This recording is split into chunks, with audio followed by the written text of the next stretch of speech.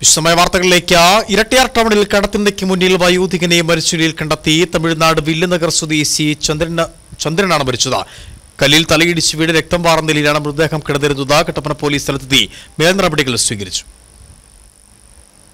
ഇന്നു രാവിലെ ഇരട്ടിയാറിലെത്തിയ വഴിയാത്രികരാണ് പാൽ സംഭരണ കേന്ദ്രത്തിന് സമീപം ചന്ദ്രനെ വീണുകിടക്കുന്ന രീതിയിൽ കണ്ടത്. തുടർന്ന് ജനപ്രതിനിധികളെയും പോലീസിനെയും വിവരം അറിയിക്കുകയായിരുന്നു. തലയ്ക്ക് പരിക്കേറ്റ് രക്തം വാർന്ന നിലയിലാണ് മൃതദേഹം കണ്ടത്.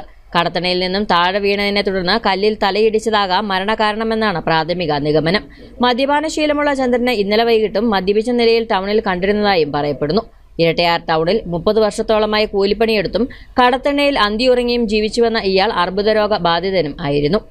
സ്ഥിരമായിട്ടുണ്ടായിരുന്ന ചന്ദ്രൻ എന്ന് പറയുന്ന തമിഴ്നാട് സ്വദേശി വെളുപ്പിന് ഇതിലെ പള്ളിയിലേക്ക് പോകുന്ന ആൾക്കാരാണ് മരിച്ച നിലയിൽ കണ്ടെത്തിയത്. അന്നേരം തന്നെ ഫോണിൽ വിളിച്ച് അറിയിക്കുകയുണ്ടായി. അദ്ദേഹം വർഷങ്ങളായി ഇരട്ടയാർ പരിസര പ്രദേശങ്ങളൊക്കെ പണിയെടുത്ത് ജീവിക്കുന്ന ഒരു മനുഷ്യനായിരുന്നു. കിട്ടുന്ന പണം കൊണ്ട് അന്നൊന്ന് കിട്ടുന്ന പണം മദ്യപിച്ച് തീർക്കുന്ന ഒരു സ്വഭാവത്തിൻ്റെ ഉടമ കൂടിയായിരുന്നു. കഴിഞ്ഞ കാലങ്ങളിൽ ക്യാൻസർ രോഗബാധിതനായിരുന്നു. ആ സമയത്ത് കുറേ പൈസ ഉണ്ടാക്കി തമിഴ്നാട്ടിൽ അദ്ദേഹത്തിൻ്റെ ബന്ധുക്കളുടെ അടുത്ത് അയക്കുകയുണ്ടായി. എന്നാലും അവിടെ പോയിട്ട് ട്രീറ്റ്മെൻറ്റ് കഴിഞ്ഞ് വീണ്ടും ഇങ്ങോട്ട് തന്നെ വരികയാണുണ്ടായത്. സഹോദരന്മാർ തമിഴ്നാട്ടിലുണ്ട്. അവരെ ഈ വിവരം ധരിപ്പിച്ചിട്ടുണ്ട്. ഹോസ്പിറ്റലിലേക്ക് മാറ്റി ഇതിന് ബാക്കിയുള്ള തുടർ നടപടികൾ സ്വീകരിക്കുന്നതാണ്.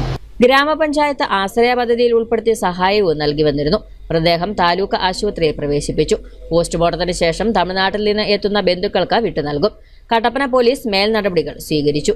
News bureau, Kattappana.